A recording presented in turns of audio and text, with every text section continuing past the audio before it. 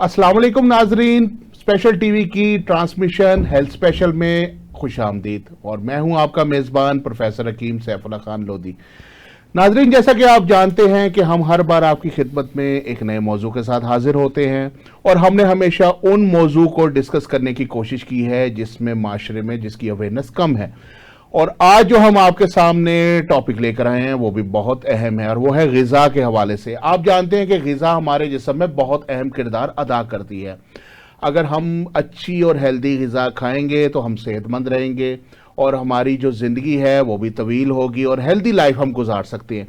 अगर हम गैर मियारी ग़िज़ाएँ इस्तेमाल करेंगे तो उससे हमारी जो है वो सेहत मुतासिर होगी और जो है हमारे जिस्म में बीमारियां पैदा होंगी। तो ग़िज़ा के हवाले से आज हम प्रोग्राम करने जा रहे हैं और हमारे पास जो यहाँ पे तिब्बी माहिरीन मौजूद हैं। तो प्रोग्राम शुरू करने से पहले मैं आपसे उनका तारुफ करवाता चलूँ। हमारे साथ पाकिस्तान का बहुत बड़ा नाम माहिर ग़िज़ाइयत हैं, बेहतरीन डाइटिशन हैं और अपना एक नाम रखती है पाकिस्तान में। हमारे साथ बैठी हैं डॉक्टर रुबाब, आपको प्रोग्राम में खुशामदीद कहते हैं। उनके साथ तशरीफ़ रखते हैं हकीम मोहम्मद उस्मान चिश्ती साहब।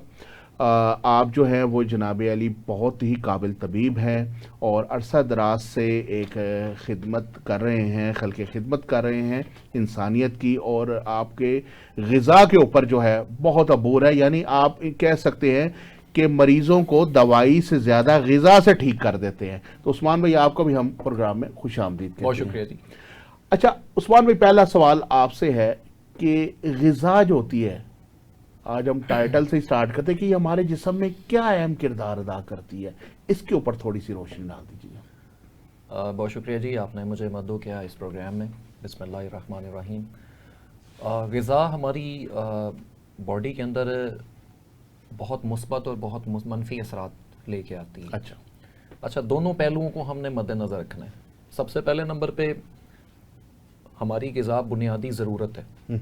इसी से हमारे अंदर जो सा ना वो केमिकल रिएक्शंस की वजह से हमारी बॉडी में इफेक्ट सामने आते हैं, जिसमें गुड इफेक्ट भी और बैड इफेक्ट। बिल्कुल सही, बिल्कुल सही। उसके साथ साथ अभी मैं आपसे बात करता चलूँ, आपने ग़िज़ा के वाले से बात की तो एक मैं पॉइंट ज़रूर रेज़ करूँगा कि बूढ़े लोगों में ग़िज़ा कितनी ज़रूरी है और बच्चों में ग़िज़ा कितनी ज़रूरी है। बिल्कुल सही। हम अमूमी तौर पर बच्चों को तो तरजीह दे देते हैं कि ये ग़िज़ा अपने बच्चों को इस्तेमाल करवानी है, ये नौजवान को इस्तेमाल करवानी है, मगर हम माजरत के साथ हम बूढ़ों पे उतनी तवज्जो नहीं देते, जिसकी वजह से बुढ़ापे में हमें बहुत ऐसे असरात शामिल हो जाते हैं जिसमें हमें ये समझ नहीं आ रहा होता कि बूढ़े लोगों को हम उनको बीमारी कहा जाता है। हम कहते हैं इसको घुटनों की बीमारी है, इसमें स्किन की प्रॉब्लम है, या इनमें याददाश्त की प्रॉब्लम है, या इनमें दिमागी मसला है, या ऐसे मसले हैं।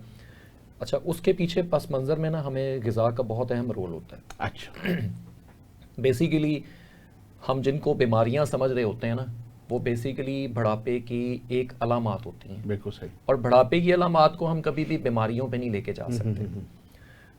हम कोशिश ये करते हैं कि अपने बूढ़े लोगों को हम फटाफट जो सा ना उनको इनिशियल स्टेज पे कोई मेडिसिन्स वगैरह फटाफट देनी होती है। हम उनको ग़िज़ा हमें भूल रही होती है और हमें उनकी दवाइयाँ याद होती हैं कि हमने सुबह उठ के इनको ब्लड प्रेशर की टैबलेट देनी है, उसके बाद इनको शुगर की देनी है, उसके बाद इनको जो सा ना आर्थराइटिस की देनी है, या सम टाइम इनको कोई दिमागी अमराज की देनी है। बिल्कुल ठीक। मगर हम ये तवज्जो नहीं दे रहे होते कि बुढ़ापे में हमें क्या क्या ग़िज़ा की ज़रूरत होती है और किस तरह उनको जो सा ना हम ग़िज़ा देनी चाहिए। ठीक है। इस पर थोड़ी सी तरतीब मैं ये दूंगा।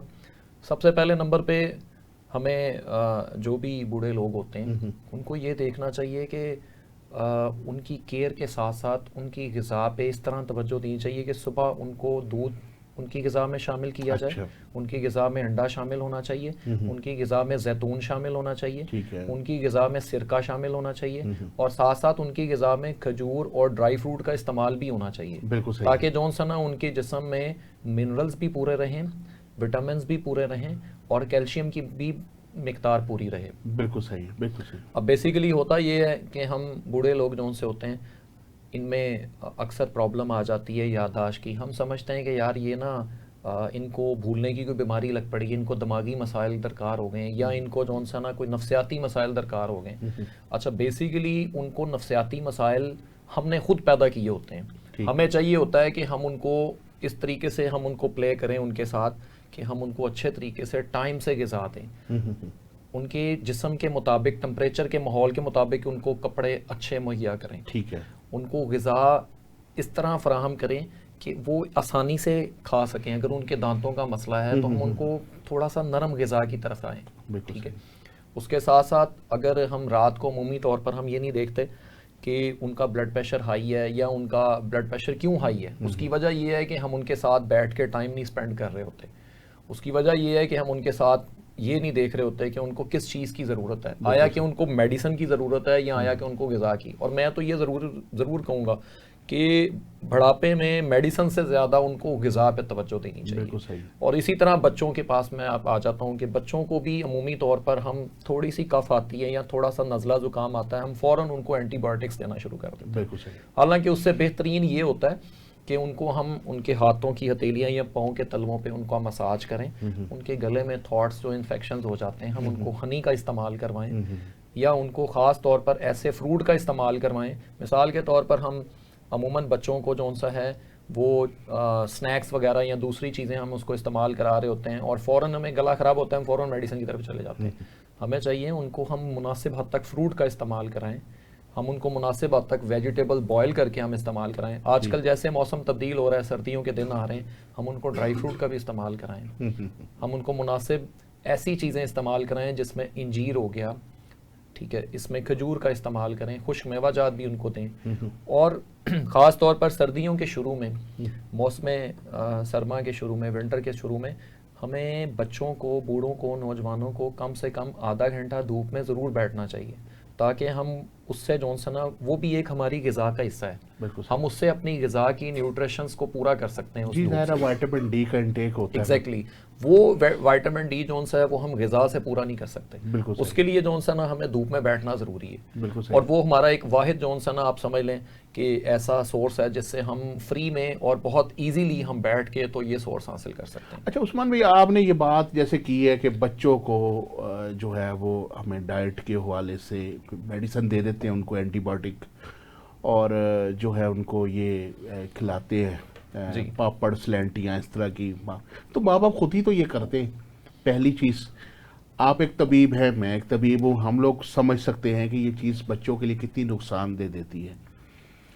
तो उसके बावजूद जो होती है, हम तो एहतियात कर सकते हैं लेकिन और लोग नहीं इसके ऊपर करते। तो माँ बाप का भी तो ये फ़र्ज़ बनता है कि वो इसको ख्याल करे, इस चीज़ को, कि बच्चे की ख्वाहिश पूरी करने के लिए उसको ये इस तरह की ग़िज़ा खिला रहे हैं। बिल्कुल, ये आपने बड़ा अच्छा क्वेश्चन रेज़ किया है। और मैं इस पे लास्ट प्रोग्राम में भी मैंने एक चीज़ रेज़ की थी कि हमारे माशरे में हमें मैथमेटिक्स पढ़ाई जाती है, फ़िज़िक्स पढ़ाई जाती है, बायोलॉजी पढ़ाई जाती है, एनाटॉमी पढ़ लेते हैं हम, और हम हर सब्जेक्ट दुनिया का पढ़ लेते हैं, मगर हम ग़िज़ा पे कोई सब्जेक्ट नहीं पढ़ते। जी हाँ। हमारी बचपन में, हमारे माहौल में, हमें स्कूलिंग में ही मेरा ख्याल है हमें ग़िज़ा के ऊपर जो सा है वो बुक्स को पढ़ाना चाहिए, ताकि हमें अमरूद के बाद पानी नहीं पीना, ठीक है, हमें वेजिटेबल, कौन सी वेजिटेबल है जिसके साथ हमें पानी नहीं पीना, या कौन से तरबूज या कौन सी, एग्जैक्टली, या दूध के फ़ौरन बाद हमने क्या चीज़ खानी है, या हमें ये चीज़ खाने के बाद फलानी चीज़ नहीं खानी। इस पे तरबियती कोर्सेज होने चाहिए, इस पे मैं कहता हूँ इस पे मुकम्मल एक कोर्स पढ़ाना चाहिए, और ये हर शख्स की जिम्मेदारी है, हर शख्स उसको जिम्मेदारी से पढ़े। हमारी ये एक, मैं कहता हूँ कि बड़े अफसोस की बात है कि हमारे माँ बाप को पता भी नहीं होता कि हमने अपने बच्चे को किस तरह ट्रीट करना है। हम फ़ौरन गाड़ी की चाबी उठाते हैं और फ़ौरन डॉक्टर के पास चले जाते हैं या तबीब के पास चले जाते हैं, हालांकि हमें थोड़ा सा एक्नॉलेजमेंट होना चाहिए कि हम इसको घर में किस तरह ट्रीट कर सकते हैं। थोड़ा सा बुखार होना या थोड़ा सा नज़ला ज़ुकाम खांसी होना, ये एक तबई अमल है और ये हमारे दफ़ाई हरकत का नाम है बॉडी की। तो हमें थोड़ा सा वक्त दरकार करना चाहिए कि हम उसको ट्रीट कैसे कर सकते हैं, और हमारा उसका इलाज जो सा हम उसको घर में कर सकते हैं, मगर थोड़ा सा पेशेंट की ज़रूरत है। बिल्कुल सही बात है। अच्छा डॉक्टर रुबाब, आप ये बताइएगा कि जो बैलेंस डाइट होती है, इसका क्या, इसकी अहमियत है, क्या इम्पोर्टेंस है इसकी हमारी लाइफ के अंदर, इसके ऊपर थोड़े से हमारे नाज़रीन को बताइएगा। Balance diet provide all the essential nutrients. Balance diet हमारे हर प्रॉपर न्यूट्रिएंट्स प्रोवाइड करती है हमारी बॉडी के। उसमें आता है हमारे carbs, protein, fat, vitamins, minerals. बिल्कुल सही। इसमें इंक्लूड होते हैं carbohydrates, protein, fat, minerals and vitamins. ठीक है। कार्बोहाइड्रेट्स 2 टाइप के होते हैं। ठीक है। प्लेन कार्बोहाइड्रेट, सिंपल कार्ब्स और कॉम्प्लेक्स कार्ब्स। ओके। ठीक है। और हमें मोस्टली लोगों को नहीं पता होता हमने किस टाइप की चीज़ें लेनी है। अच्छा। और वो अपनी डाइट में बिल्कुल रिस्ट्रिक्ट करते जाते ठीक हैं। है। मैं आगे एक्सप्लेन करूंगी। ठीक है। कार्ब्स, प्रोटीन भी आगे आती है, एनिमल बेस्ड प्रोटीन और प्लांट बेस्ड प्रोटीन। और विटामिन्स भी डिफरेंट टाइप के होते हैं, फैट सोल्यूबल विटामिन्स और water soluble vitamins. Fat soluble vitamins में आ जाता है vitamin A, D, E and के, इसका डिफरेंट रोल है। और वाटर सोल्यूबल विटामिन्स में आ जाते हैं बी विटामिन्स और विटामिन सी, इनका डिफरेंट रोल है बॉडी में। इसलिए हर न्यूट्रिएंट एसेंशियल है हमारी बॉडी के लिए। और इसके अलावा मिनरल्स भी हमारी डेली लाइफ के लिए बहुत एसेंशियल है। बिल्कुल सही। अब जो हमारे जो फैट सॉल्युबल विटामिन्स है ना, ये हमारी बॉडी में स्टोर होते हैं, हमारे लीवर में, हमारे फैट टिश्यूज में स्टोर होते हैं। ठीक है। इसको अगर हम एक दिन ना भी लेना तो इससे हो जाता है हमारा गुजारा। जो लेकिन जो बी विटामिन्स है ना, बी विटामिन्स हमारी बॉडी में से एक्सक्रीट आउट हो जाते हैं। उसको हमें डेली लाइफ में कंज्यूम करना चाहिए, डेली के डेली कंज्यूम करना चाहिए। Like vitamin B1, B2, B3, B6, B9 and vitamin C. अगर हम इनको नहीं कंज्यूम करते हैं ना, इसकी डेफिशिएंसी से बहुत ज़्यादा डिजीजेज हो जाती है, डिफरेंट डिजीजेज हो जाती हैं। लाइक जैसे हकीम साहब ने डिस्कस किया है, ओल्ड एज में उसमें याददाश्त की और भूलने की बहुत ज़्यादा बीमारी हो जाती है। बिल्कुल सही, बिल्कुल सही। मोस्टली बी विटामिन की डेफिशिएंसीज होते हैं, B12 की डेफिशिएंसीज होते हैं, मेकोबालमिन की डेफिशिएंसी से भूल जाता है, बार-बार अनकॉन्शियस हो जाता है। हाँ जी। ठीक है। और जैसे फोलेट की डेफिशिएंसी से फोलेट की डेफिशिएंसी हो जाती है, और थायामीन की, रिबोफ्लेविन की डेफिशिएंसी से। और हमें ये लगता है, हम डॉक्टर के पास जाते हैं, हम कहते हैं हम मेडिसिन ले लें, हम उसको डाइट के थ्रू हम उसको वो रिकवर नहीं करते। हम देखते ही नहीं है, हम अपने टेस्ट ही नहीं करवाते, देखते ही नहीं है कि डिजीज कौन सी है। अच्छा, ये बताइएगा कि कार्बोहाइड्रेट है और प्रोटीन है, ठीक है। बाज़ होता ये है कि कहते हैं कि जी आप प्रोटीन बंद कर दें, प्रोटीन का इंटेक जो है वो बंद कर दें, प्रोटीन नहीं आपने खानी, लेकिन वो सब्जियों का इस्तेमाल करें। अब सब्जियां खा क्या रहा है, आलू, गोभी, बैंगन, मटर। अब इसमें तो कार्बोहाइड्रेट का इंटेक बहुत ज़्यादा है, तो प्रोटीन की तो आपके मसल्स को ज़रूरत है, प्रोटीन यूज़ करनी चाहिए, चाहे वो थोड़ी मिकदार में कर लें।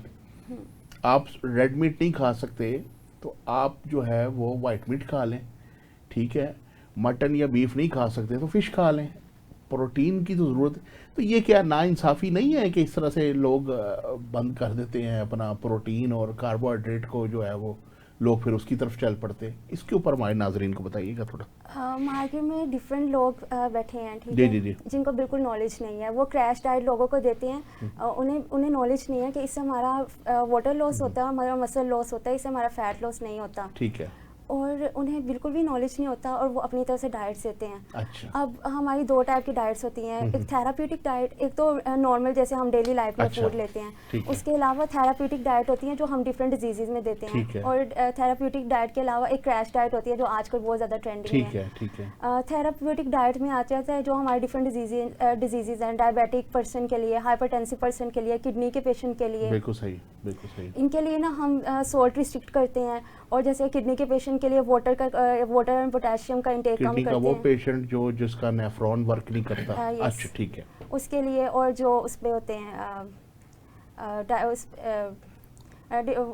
हॉस्पिटलाइज होते हैं जो, उसमें किडनी, उसमें हम पोटेशियम और वाटर का इंटेक कम करते हैं, सॉल्ट का कंटेंट कम करते हैं हम उनकी डाइट में। और जैसे डायबिटिक पर्सन होते हैं उसमें हम ट्रांस सैचुरेटेड फैट उनका कम करके, और उसमें हम कॉम्प्लेक्स कार्ब्स देते हैं। कार्ब्स हमने खत्म नहीं करने, हमने कार्ब्स हाँ, उसकी जरूरत होती है लेकिन एक हद तक होती है। नहीं, कार्ब्स हमने सिंपल कार्ब्स के अलावा जैसे रिफाइंड फ्लोर होते हैं उसकी जगह हमने कॉम्प्लेक्स कार्ब्स देने हैं, जैसे लेंटिल्स में है, बीन्स में है, इसमें प्रोटीन की अमाउंट भी होती है।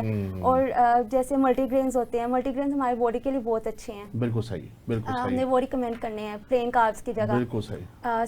सिंपल शुगर की जगह हमने वो देने हैं, कॉम्प्लेक्स कार्ब्स देने हैं। और प्रोटीन हम मोस्टली लोग कहते हैं कि एनिमल बेस्ड प्रोटीन नहीं लेनी चाहिए। जैसे अब हाइपरटेंसिव पेशेंट है, वो रेड मीट का इतना कंज्यूम करते हैं, उनका बीपी हाई हो जाता है। और जैसे डायबिटिक पर्सन है, और उनके इंसुलिन लेवल डिस्टर्ब हो जाते हैं। बिल्कुल सही। इसलिए बिल्कुल सही। इसलिए ज़्यादा रिकमेंड करते हैं कि प्लांट बेस्ड प्रोटीन लें, बिल्कुल सही। लेकिन इसको रिस्ट्रिक्ट नहीं करना। बिल्कुल सही। हमारा मसल लॉस हो जाएगा तो हमारी बॉडी जाहिर सी बात है कि वो थोड़ा थोड़ा तो उसको Properly इस्तेमाल work नहीं करना करेगी। चाहिए। बिल्कुल ठीक हो गया जी। हम एक ब्रेक ले लेते हैं। ख़वातीनो हज़रात, वक्त हुआ है ब्रेक का, मिलते हैं ब्रेक के बाद। वेलकम बैक नाजरीन, आप देख रहे हैं प्रोग्राम हेल्थ स्पेशल और हमारे साथ बैठी हैं डॉक्टर रुबाब जो माहिर ग़िज़ाइयत हैं, डाइटिशियन हैं, और उनके साथ बैठे हैं हकीम मोहम्मद उस्मान चिश्ती साहब। अच्छा उस्मान भाई, ये बताइए कि प्रोटीन जो होती है जी ये किन लोगों के लिए ज़्यादा ज़रूरी है? जी बिल्कुल जी, प्रोटीन जो सी है ना, ये हर शख्स के लिए ज़रूरी है, चाहे वो ठीक है। बुढ़ापे में है, चाहे ठीक वो है। बच्चा है, और ठीक चाहे है। वो यंग है। ठीक है। अच्छा, मगर बूढ़े लोगों में प्रोटीन की ना बहुत सख्त ज़रूरत होती है। ठीक है। उसकी उसकी वजह यह है कि बुढ़ापे में ख़ास तौर पर हमारा ब्लैडर वीक हो जाता है। उसके साथ साथ हमारे जो गुर्दे हैं वो भी इतने ताकतवर नहीं रहते, या उसमें इतनी कैपेसिटी अच्छी नहीं रहती। तो आफ्टर 60 तो जौन सा ना हमारा सारा जौन सा ना जितने भी अज़ा हैं और जितने भी अज़ाए रईसा हैं वो वीक होना शुरू हो जाते हैं, और ये तबई तौर पर कुदरती बात है। इस वजह से अमूमन तो आम तौर पर जो है ना पेशाब के रास्ते प्रोटीन निकलना शुरू हो जाती है ठीक है। बूढ़े लोगों में। आफ्टर 60 एज के बाद ये चीज़ ठीक बड़ी है। कॉमन होती है। और अगर किसी बंदे का मिसाल है यूरिया बढ़ा हुआ है इस एज में, जी, वो फिर इसको किस तरह से कर वो भी सकता है? मैं बता देता हूँ। अच्छा, जो प्रोटीन का इस्तेमाल बेसिकली हमारी बॉडी के लिए बड़ा ज़रूरी है, ठीक है। इसके अलावा जो सा ना हम अपनी बॉडी को मूवमेंट अच्छे तरीके से नहीं कर सकते। ठीक है। ठीक है, हमारे जिस्म को एक्टिव भी इसी ने रखना है। ठीक है। ठीक है। अब जैसे कि मैंने आपको पहले भी सेशन में बताया कि बूढ़े लोगों में प्रोटीन की कमी होना एक आम सी बात है। ठीक है। और इस कमी को पूरा करने के लिए आपके पास नट्स भी मौजूद हैं, ठीक है। आपके पास मिल्क दूध मौजूद है, ठीक है। अंडा मौजूद है, ठीक है। और बुनियादी तौर पर हम वो चीज़ें इस्तेमाल करें जिन चीज़ों में प्रोटीन ज़्यादा है। बिल्कुल मिसाल सही के तौर पर मछली, बिल्कुल गोश्त। सही है। और जैसा अभी डॉक्टर साहब ने एक बात की, बड़ी जी, अच्छी जी। बात की है कि हमें प्लांट बेस प्रोटीन के साथ साथ हमें जौन सा है वो थोड़ा सा एनिमल प्रोटीन भी लेने की ज़रूरत है। बिल्कुल ठीक है। अक्सर बूढ़े लोगों में कोलेस्ट्रॉल बढ़ जाता है ना, तो ये ज़रूरी नहीं होता कि वो उनको कोई नुकसान दे, ठीक है। मगर सम टाइम वो बढ़ा हुआ कोलेस्ट्रॉल वो उनकी उम्र को प्रोलॉन्ग कर देता है। ओके। बेसिकली हमारा बॉडी में कोलेस्ट्रॉल 2-3 तरह के होते हैं, मगर जो हमारी बॉडी में गुड कोलेस्ट्रॉल होता है ना, वो बूढ़े लोगों में कम होना शुरू हो जाता है। ठीक है। जब हम कोलेस्ट्रॉल, हैवी कोलेस्ट्रॉल की कोई मेडिसिन वगैरह हम इस्तेमाल करना शुरू करते हैं, हमारे बॉडी से गुड कोलेस्ट्रॉल भी खत्म हो जाता है, बिल्कुल ठीक है। और हमें उस कोलेस्ट्रॉल की ज़रूरत होती है मूवमेंट के लिए। अच्छा ये बताया कि जो बच्चे हैं हमारे आजकल के, जी वो बच्चों को जो पापड़ स्लैंडियाँ खिलाती हैं, जी उनको प्रोटीन का इंटेक कैसे माएँ दे सकती, ये ज़रा नाजरीन को बताएं ताकि ये इस चीज़ों से तो ज़रा निजात हो ना। बिल्कुल ठीक है। इसमें देखिए ना, सबसे बड़ी बात ये, बच्चों को बासानी तरीके से हम एग बॉयल करके इस्तेमाल कर सकते हैं। ठीक है। और हमेशा याद रखिएगा, अंडे को जब बॉयल करना है ना, तो उसको हमेशा गरम गरम खाना है। ठीक है। अगर आप उसको बॉयल अंडे को ठंडा करके खाएंगे तो वो आपकी बॉडी को नुकसान पहुंचाएगा, अच्छा। फायदे के। ठीक ठीक है। है। और इस वजह से बॉयल अंडे को गरम गरम ही खाना चाहिए। ठीक है। तभी आप उसमें से प्रोटीन जो से कंज्यूम कर सकते हैं। ठीक है। सेकेंडली, उसको दूध का इंटेक करवाएं, ठीक उसको है। खजूर का इंटेक करवाएं, ठीक है। उसको आप मीट का इस्तेमाल करवा सकते हैं। कुछ बिल्कुल भी सही। सूरत में आप लंच में बच्चे को भेज रहे हैं, बिल्कुल स्कूल सही। भेज रहे हैं, हाँ। अमूमन तौर पर अब घर वाले जो से हैं वो नगट्स की फॉर्म में आ गए हैं, मगर नगट्स से बहुत सिंपल मैं बता देता हूँ कि चिकन का इस्तेमाल कर सकते हैं, वो किसी भी सूरत में कर सकते हैं। ठीक है। ठीक है। और इसी तरह मटन का भी, इसी तरह फिश का भी इस्तेमाल। बिल्कुल मैं ये सही। कहता हूँ कि कम अज़ कम हर शख्स को, बूढ़ा, बच्चा, जवान, उसको 100 ग्राम उसको फिश का पीस लाजमी खाना लाजमी उसको चाहिए, खाना और चाहिए। डेली। ठीक है। ये चाहे गर्मी हो चाहे सर्दी हो, क्योंकि ठीक है। फिश से जितनी आपको प्रोटीन मिलती है वो प्रोटीन बहुत अच्छी होती है, बिल्कुल सही। और वो आपकी बॉडी में बहुत तवानाई फराहम करती है। बहुत अच्छा जी। अच्छा डॉक्टर रुबाब, ये बताइएगा कि वेट कम करने के लिए जो होती है, कौन सी डाइट जो होती है ज़्यादा बेहतर रहती है? जैसे क्योंकि पहले आजकल बहुत सारा है। इसके बाद मैं आपसे एक क्वेश्चन और करता हूँ, पहले आप इसका मुझे मुख्तसर से जवाब दीजिएगा। जैसे पहले मैंने आपको बताया, मार्केट में डिफरेंट क्रैश डाइट्स आई हैं। लाइक लोग कहते हैं कि कीटो डाइट ले लो, कार्ब्स बिल्कुल रिस्ट्रिक्ट कर लो, और आप वेट जितना मर्जी लॉस कर लो, लेकिन ये हमारी बॉडी के लिए हार्मफुल है, ठीक ये है। हमारी बॉडी के लिए बेनिफिशियल नहीं है। ठीक है। और अगर आप बैलेंस डाइट लेके ना अपना कार्ब का भी इंटेक करें, प्रोटीन का इंटेक, विटामिन्स का इंटेक, अपने प्रोटीन फैट का भी इंटेक ठीक है। करें, लेकिन अपना ये अपनी बॉडी वेट के अकॉर्डिंग, अपनी बॉडी के हाइट के अकॉर्डिंग आपने देखना है। जैसे कार्ब्स हो गए 50% हो गए, 45 से 50% ठीक है। 55%, प्रोटीन आप कर ले 20% एंड फैट 25%। लेकिन आपने ये देखना है कि आप ले कौन से रहे हैं, बिल्कुल सही। कौन सी वे ले रहे हैं। अच्छा, बाज़ औक़ात ये होता है कि चे से चावल, चे से चपाती, ठीक है, चे से चाय, ये चीज़ें जो होती है ना, और चे से चीनी, ये 4 चे कहते हैं जी छोड़ दें तो वेट लूज हो जाता है, ये इस बात में कोई हकीकत है? जी, इसमें कार्ब्स बहुत ज़्यादा होते हैं, बहुत कार्ब्स ज़्यादा बहुत होते ज़्यादा हैं, अमाउंट ठीक में है। होते हैं और शुगर बहुत अमाउंट में प्रेजेंट होती ठीक है। है। इसलिए कहते हैं कि आप इसलिए कहते हैं कि वो कॉम्प्लेक्स कार्ब्स लें, सिंपल ठीक है। कार्ब्स छोड़ दें जिसमें सिंपल शुगर होती है। ठीक है। इसलिए कहते हैं कि सिंपल शुगर को रिस्ट्रिक्ट करें और कॉम्प्लेक्स कार्ब्स की तरफ आएँ, ताकि है। आपका वेट भी मेंटेन रहे, आपके वेट लॉस भी हो और आपको रिस्ट्रिक्ट डाइट करने की ज़रूरत ही ना ना पड़े। अच्छा, दूसरा ये है कि मर्द को कहते हैं रोज़ाना की जो ज़रूरत होती है वो 2500 कैलोरीज़ की होती है और ख़वातीन को 1500 कैलोरीज़ की होती है, ये बात भी दुरुस्त है? नहीं, कैलोरीज की बेस्ड होती है, बेस्ड अब अगर देखें ना, अगर मिसाल है, अगर ये दुरुस्त हो, मिसाल है कि 1500 कैलोरीज़ की ज़रूरत है एक खातून को, तो उसने तो 2 कोक की बोतल के गिलास पी लिए, तो उसके तो 1500 वहीं पूरे हो गए। हाँ जी, मैं बताती हूँ। हाँ। वो इसमें ये है कि हम जैसे 1500 और 2000 का कोई कॉन्सेप्ट नहीं है। ठीक है। ये आपका बेस करता है, आपकी कैलोरीज बेस करती है आपके वेट और आपके हाइट के अकॉर्डिंग। ओके। ठीक है। ठीक और है। आपकी एक्टिविटी पे, ठीक है। आप फिजिकली कितना एक्टिव हैं। ठीक है। अगर आप वर्किंग वुमेन है और मैन है और आपका अगर आपने बाहर जाना है, आपका बहुत ज़्यादा आपका आउटडोर एक्टिविटी है, आपका बैठा रहना नहीं है, फिजिकल अगर जो आउटडोर जाते हैं उनका फिजिकल एक्टिविटी डिफरेंट होती है, जो ठीक है। इंडोर रहते हैं उनकी फिजिकल एक्टिविटी डिफरेंट होती ठीक है। है, ठीक और कुछ है। जॉब्स भी ऐसी होती है जिसमें आपने बैठे रहना होता ठीक है, है। कुछ जॉब्स होती हैं आपने जिसमें आपने बाहर जाना ठीक होता है, है। आपकी फिजिकल एक्टिविटी बहुत ज़्यादा होती बिल्कुल है। सही। अब उसके अकॉर्डिंग उसको देखें और आपकी हाइट देखें, वेट देखें, उसके अकॉर्डिंग आपकी कैलोरीज होती अच्छा, ठीक है। हैं। जैसे एक एडोलेसेंट है टोडलर की एज ठीक है। में, उनकी हाइट इंक्रीज हो रही होती है, उसमें आपको कैलोरीज की ज़्यादा, जैसे प्यूबर्टी, उसमें बच्चों को आयरन की, लड़कियों को मोस्टली आयरन की नीड बहुत ज़्यादा होती ठीक है। उसमें आपको एडोलेसेंस में आपको जो टोडलर्स होते हैं उनमें आपका ब्रेन का ग्रोथ हो रही होती ठीक है, है। उसमें आपको प्रोटीन की ज़रूरत बहुत ज़्यादा होती बिल्कुल है। सही। अगर कुछ माँ ये सुन के कि बच्चों को इतनी कैलोरीज की नीड है तो वो तो अपने बच्चों को डाइट रिस्ट्रिक्ट करके देंगी। अच्छा। और मैंने ये भी देखा है कि कुछ माएँ बच्चों को कहती हैं कि तुम बेटियों को कि तुमने नहीं खाना, तुम पतली रहो, तुमने मोटा हो जाना है। तो वो अपने बच्चों को खाना जो उनके बेसिक न्यूट्रिएंट्स उनको चाहिए होते हैं वही नहीं देते। बिल्कुल सही। और वो चाहे कोल्ड ड्रिंक पी रहे हैं, उनको ये नहीं पता कि कोल्ड ड्रिंक में कितनी शुगर है, बिल्कुल सही। प्लेन शुगर है, कितनी ज़्यादा उसमें शुगर है, वो ये दे देते हैं, लेकिन उनको अच्छा, वो बेसिक एक उनके और भी न्यूट्रिएंट्स चीज़ है नहीं कि देते। Diet P low, diet Coke P low. लेकिन शुगर उसमें भी प्रेजेंट होती है। जी जी। इसलिए मदर्स की काउंसलिंग करनी Avoid ही चाहिए, करना चाहिए ना इससे। मदर की काउंसलिंग करनी चाहिए और बच्चों की भी काउंसलिंग करनी चाहिए कि ये आपकी ग्रोइंग एज होती है, इसमें आपको न्यूट्रिएंट्स की ज़्यादा नीड होती है। बिल्कुल सही। ठीक है, आपको रिस्ट्रिक्ट नहीं करना होता। और जो वर्किंग पर्सन होते हैं, पीपल होते हैं, उसमें भी बहुत ज़्यादा कैलोरीज की नीड होती है। बिल्कुल सही। बिल्कुल अब सही। जैसे प्रेगनेंसी और लैक्टेशन में आपकी कैलोरीज की इंटेक ज़्यादा होता है, बिल्कुल आप सही। कैलोरीज का ज़्यादा बढ़ा देते हैं। और जैसे कि ओल्ड एज में आपको कैलोरीज की ज़्यादा नीड होती है, क्योंकि ठीक आपको है। डिफरेंट डिजीजेज होती हैं बिल्कुल और सही। आपका बॉडी प्रॉपर फंक्शन नहीं कर रही होती। अच्छा। और इसके अकॉर्डिंग, इसको देख के आपको इसके अकॉर्डिंग आपकी वो होती है, न्यूट्रिएंट्स की नीड होती है और कैलोरीज की नीड इसके अकॉर्डिंग होती है। बिल्कुल सही। अगर बिल्कुल सही। ये क्रैश डाइट्स की वजह से, और जिन लोगों को नॉलेज नहीं होता वो कह देते हैं कि इस पर्सन को, वो एस्टिमेट लगा के कह देते हैं इतनी नीड बिल्कुल है, सही। लेकिन हर नीड वेरी करती है कि आपकी फिजिकल एक्टिविटी, आपका वेट कितना, आपकी हाइट कितनी है। बिल्कुल सही। आपका बहुत अच्छा इसका आपने उसको वजाहत कर दी।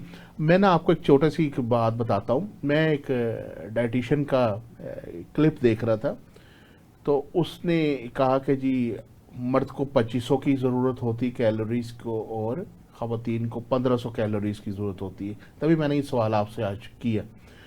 तो अगर हम 2500 कैलोरीज ले लेते हैं, मिसाल एक बंदे ने एक पराठा खाया, 250 कैलोरीज ले ली बकौल उसने सालन खाया, 750 हो गई, फिर उसने चाय पी और बढ़ गई, फिर उसने मीठा खाया, यानी इन शॉर्ट के 1500 कैलोरीज उसने गेन कर ली। अब उसके अकॉर्डिंग अगर वो बंदा वॉक करे, 1 घंटा वॉक करे, तो 1 घंटा वॉक करने से उसकी सिर्फ 300 कैलोरीज बर्न होती हैं, बाकी नहीं होती।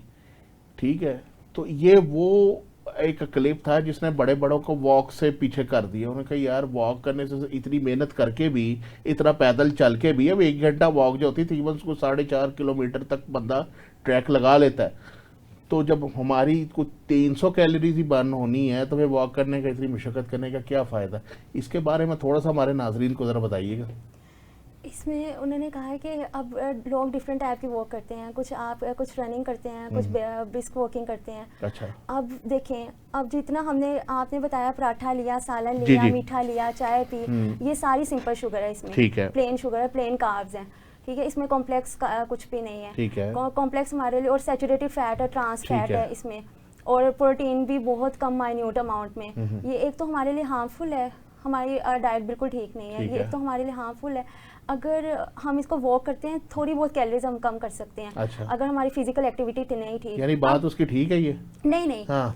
आपने फिजिकल एक्टिविटी भी अपने साथ रखनी है। अच्छा, ठीक है। अब लोग क्या करते हैं कि बस ये करते हैं कि हम 5 मिनट वॉक कर लें, ठीक है, और हमारी सारी कैलोरीज बर्न हो जाएंगी। 5 मिनट वॉक से क्या बनता है? वही ना, लोगों का माइंड सेट है, हम 10 मिनट वॉक कर ले, 5 हाँ, मिनट कर ले, 15 मिनट वॉक बिल्कुल कर ले, सही है। और ब्रिस्क वॉकिंग करते हैं। मुझे एक डाइटिशियन ने खुद ये मुझे प्लान दिया कि आपने जब भी 3 टाइम खाना खाना है, उसके बाद आपने 90 कदम चलने हैं।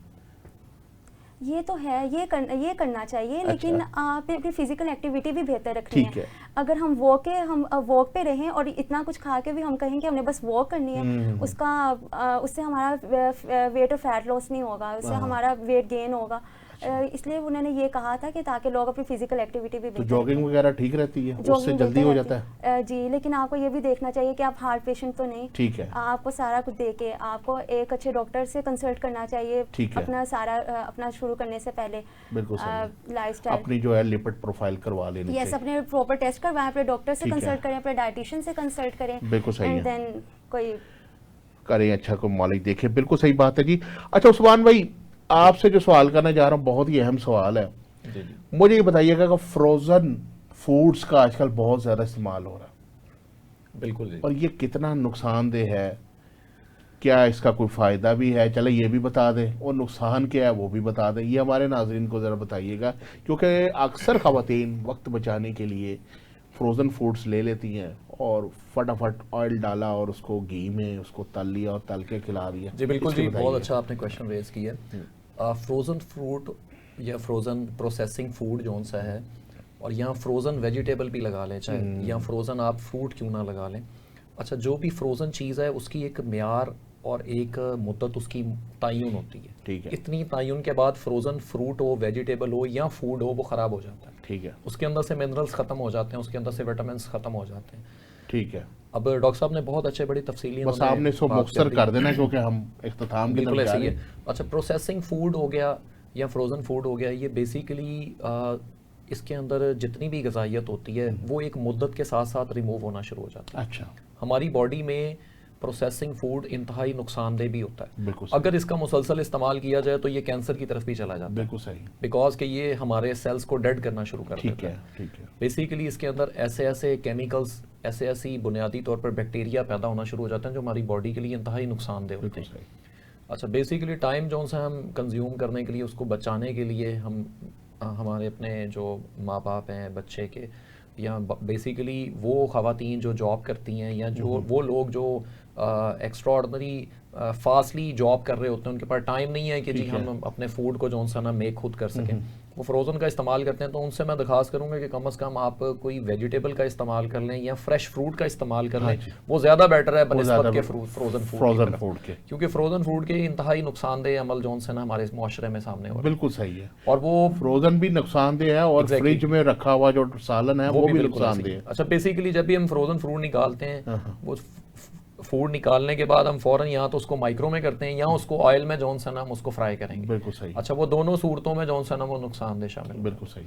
बहरहाल हमें नेचुरल डाइट की तरफ आना चाहिए, और हमें फ्रूट की तरफ, ड्राई फ्रूट की तरफ, और इन चीज़ों का इस्तेमाल ज़्यादा करना चाहिए बनस्बत के फ्रोज़न फ्रूट की। बिल्कुल सही। बिल्कुल सही। इसमें ट्रांस और सैचुरेटेड फैट होते हैं। अब हम वही चीज़ें बच्चों को देते हैं, बच्चों को तो चलो इतना उनकी फिजिकल एक्टिविटी बेहतर होती है, बिल्कुल सही है। उनको इतना इफेक्ट नहीं करता। और जैसे कि ओल्ड एज में चले जाएं, ओल्ड एज में उनका कोलेस्ट्रॉल लेवल भी ज़्यादा होता है, उनका LDL लेवल ज़्यादा होता है, उनका ओबेसिटी भी होती है, उनको हाइपरटेंसिव भी होते हैं, उनको हार्ट डिजीज़ भी होती हैं। और वही वो भी ले रहे होते हैं, इससे उनको उनका हार्ट बजाय इसके फायदे के नुकसान होता है। जी बिल्कुल सही है जी। ये टॉपिक तो खैर बहुत वसी है, लेकिन चूंकि प्रोग्राम को अख्ताम की तरफ लेके जाना है, लिहाजा आप दोनों मेहमानों का बहुत शुक्रिया हमारे प्रोग्राम में तशरीफ़ लाए। तो ख़वातीनो हज़रात, आपके सामने बैठी थी डॉक्टर रुबाब और हकीम मोहम्मद उस्मान चिश्ती साहब, जो आपको ग़िज़ा के बारे में अवेयरनेस दे रहे थे। उम्मीद करता हूँ आपको हमारा ये प्रोग्राम ज़रूर पसंद आया होगा और आप हेल्दी लाइफ गुजारने के लिए हेल्दी डाइट का इस्तेमाल ज़रूर करेंगे। तो इजाज़त दीजिए अपने मेज़बान प्रोफेसर हकीम सैफुल्लाह खान लोधी को। हाजिर होंगे अगले प्रोग्राम में एक नए मेहमान, नए मौजू के साथ। तब तक अल्लाह।